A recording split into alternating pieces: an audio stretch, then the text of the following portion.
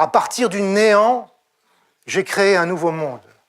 Plus fort que Dieu, je vous dis.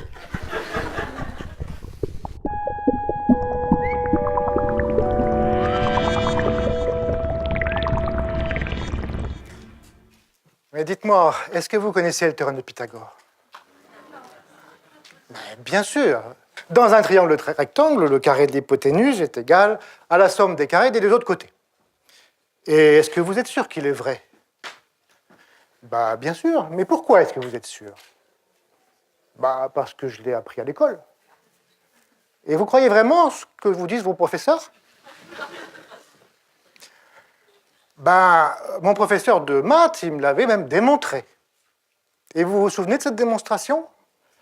Ben, c'est dans les livres.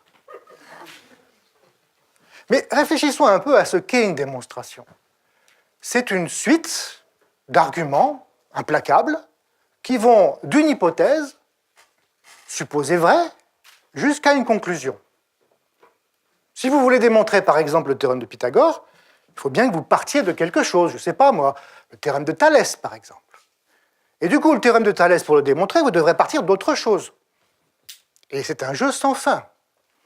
À un moment ou à un autre, il faut bien partir d'une vérité qu'on affirme vraie et qu'on ne démontre pas. C'est obligé. C'est ce qu'on appelle un axiome. Alors vous me direz, en quoi les axiomes sont-ils vrais? Alors il y a plusieurs sortes de mathématiciens. Il y a ceux qui disent qu'ils s'en foutent, que la seule chose qui les intéresse, c'est la cohérence des axiomes, et ce qui les intéresse, c'est l'argument, la démonstration, la suite des arguments logiques. Voici par exemple une démonstration célèbre que 1 plus 1 égale 2, vous voyez, c'est écrit en bas, page 379 d'un livre de Russell et Whitehead.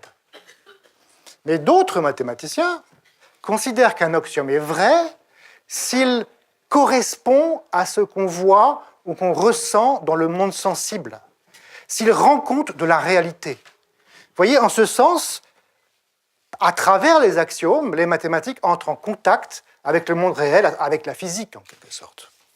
Alors, prenez l'exemple de la géométrie. Vous savez, la géométrie qu'on apprend à l'école, avec les cercles, les triangles, etc., etc. Il y a plus de 2300 ans, Euclide a compilé un livre merveilleux, Les éléments de géométrie, dans lequel il a mis toutes les mathématiques de son époque. Bien entendu, il avait besoin d'axiomes. Alors, je ne vais pas vous les décrire tous, mais il y en a qu'on n'a pas vraiment envie de discuter, comme par exemple, deux quantités égales à une même troisième sont égales entre elles. Et puis, il y en a un qui a posé un petit problème, c'est le cinquième. Alors, le voici. Vous prenez une droite dans le plan, rouge, un point bleu extérieur. L'axiome affirme qu'il existe une droite bleue parallèle à la rouge qui passe par ce point bleu, et il n'y en a qu'une seule. Évident, n'est-ce pas? C'est même pas la peine de le démontrer, c'est un axiome. Eh bien, pendant des siècles, personne n'a discuté de cet axiome. C'était évident. Alors voici un exemple. En 1196, Maïmonide écrit « Même Dieu, bien qu'il soit tout-puissant et qu'il jouisse d'une liberté infinie, n'aurait rien pu créer qui aurait contredit la logique d'Aristote ou la géométrie d'Euclide. » Vous voyez, le mathématicien plus puissant que Dieu. Kant lui-même enseigne que la géométrie euclidienne fait partie de notre esprit, que nous l'appréhendons de manière naturelle, de manière innée. La géométrie euclidienne est dans notre cerveau. Mais quand on y pense un peu au parallèle, mettez-vous à la place des Grecs anciens. Vous savez, les Grecs anciens imaginaient le monde comme un monde fini, limité par une sphère, la sphère des fixes, sur laquelle étaient accrochées toutes les étoiles. Alors si vous prenez deux parallèles qui ont le malheur d'aller se couper au-delà de la sphère des fixes, ils ne se coupent pas, puisqu'ils se coupent en un point qui n'existe pas. Vous voyez que le concept même de parallèle, vous avez appris à l'école primaire, deux droites sont parallèles si elles ne se coupent pas.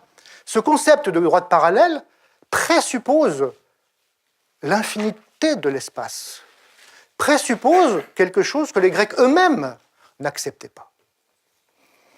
Alors il a fallu attendre le début du XIXe siècle pour que 3 mathématiciens, et je dirais 3 esprits libres, osent remettre tout cela en question. Gauss, Bolyai, Lobachevsky. Ces 3, de manière totalement indépendante, à peu près en même temps, ont le culot, ont la hardiesse de poser un axiome qui est différent de celui d'Euclide. Par un point prieur d'une droite, ils posent l'axiome qu'il existe une infinité de parallèles à cette droite. Et ils construisent une géométrie tout aussi belle que celle d'Euclide, tout aussi cohérente, tout aussi riche en théorèmes, et dans laquelle le théorème de Pythagore n'est pas vrai. Regardez ce que Bolyai écrit à son papa. À partir du néant, j'ai créé un nouveau monde. Plus fort que Dieu, je vous dis.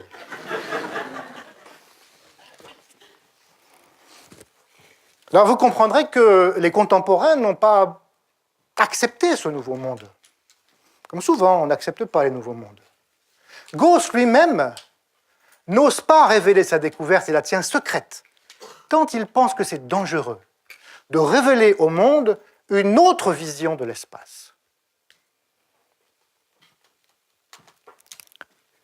Pourquoi c'était dangereux? Eh bien parce que c'était casser la philosophie de Kant, tout simplement.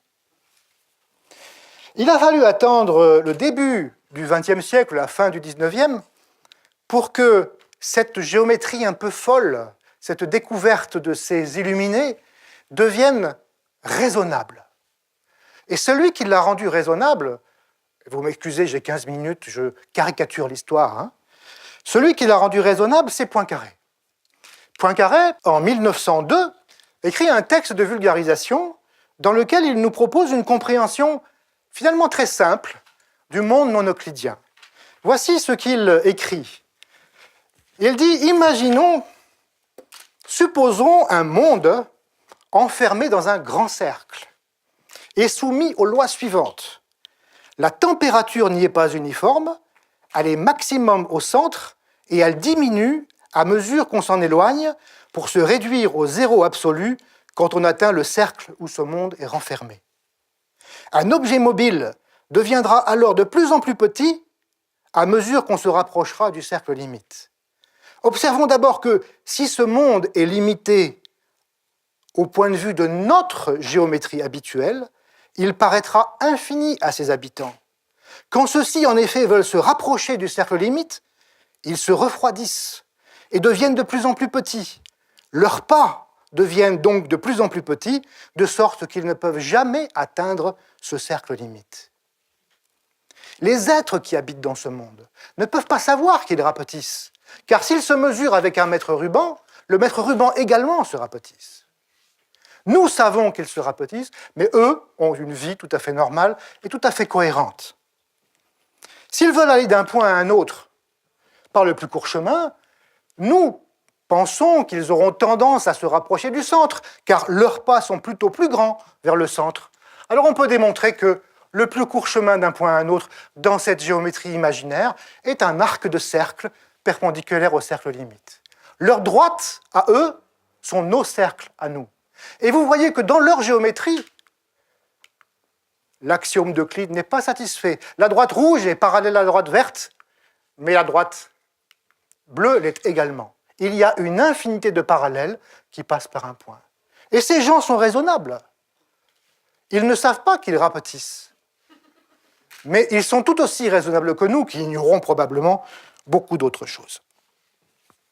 La morale de cette petite histoire de Poincaré est qu'on peut très bien envisager beaucoup de mondes extrêmement raisonnables, chacun ayant sa géométrie, chacun ayant sa logique, et qui, chacun, peut nous apporter une vision de notre monde concret. Suivant le problème étudié, pensez à un artisan qui veut fabriquer un objet, il va choisir un outil pour fabriquer cet objet. Eh bien, le mathématicien d'aujourd'hui, pour résoudre un problème, pour étudier une question, va utiliser une géométrie, va prendre sa boîte à outils et va choisir la géométrie la plus convenable pour comprendre le problème qu'il étudiait. Voici la phrase de Poincaré, une géométrie ne peut pas être plus vraie qu'une autre, elle peut simplement être plus commode. De la même manière que l'artisan choisit son outil. Vous voyez, ce message de Poincaré, moi je le pense comme un message de liberté. Nous avions avant ce carcan imposé par Euclide, et tout à coup Poincaré nous dit « Allez-y, créez des mondes et utilisez-les ». Voici une belle phrase de Eddington. « La libération du carcan de l'espace et du temps est une aspiration du poète et du mystique, mais ce sont les mathématiciens qui l'ont réalisée. » Aujourd'hui, les mathématiciens manipulent beaucoup de géométrie, sans même y penser. Il y a 100 ans, ça n'était pas le cas. Ce que je trouve intéressant, c'est que ce souffle de liberté proposé par les mathématiciens n'a pas tardé à sortir du monde des mathématiques. Évidemment, je pourrais vous parler de Einstein, qui très rapidement a compris qu'on peut allier espace et temps dans une géométrie nouvelle qui n'est pas la géométrie euclidienne. Mais ceci est également sorti du monde de la science. Et par exemple, les artistes s'en sont emparés au début du XXe siècle de manière assez extraordinaire. Tout à coup, on leur disait « Vous n'êtes plus obligés de suivre les cours de perspective qu'on vous a imposés à l'école des beaux-arts. » Voici, par exemple, un tableau de Max Ernst, 1942, dont le titre est « Jeune homme intrigué par une mouche non euclidienne ».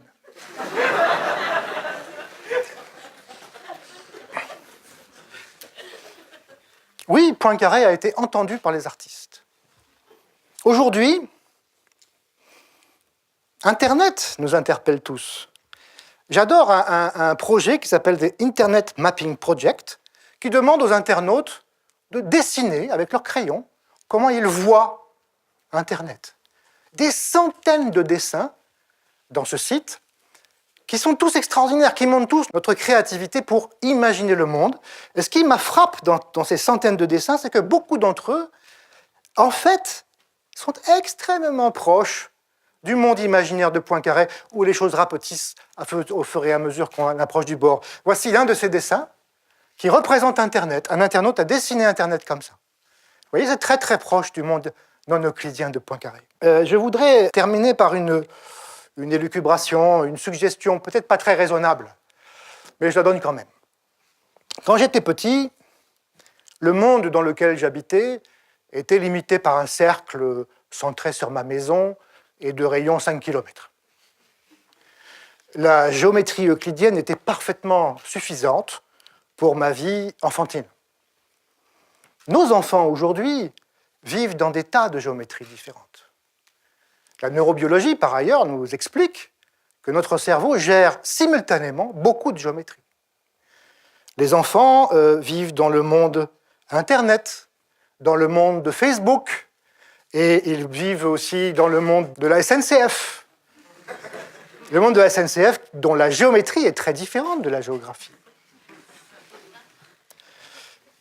Je pense qu'il ne serait pas inutile d'apprendre à nos enfants à l'école un peu de cette géométrie des grands réseaux, d'apprendre à nos enfants que la géométrie du plan, avec son pauvre théorème de Pythagore, n'est pas aussi utile qu'on le pense. Bien sûr, cela forcerait d'enseigner un peu moins de géométrie euclidienne à l'école, et ça ne me dérangerait pas.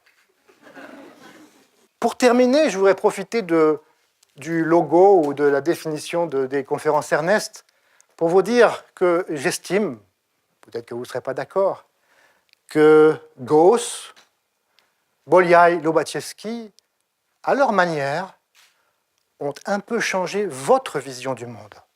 Merci beaucoup.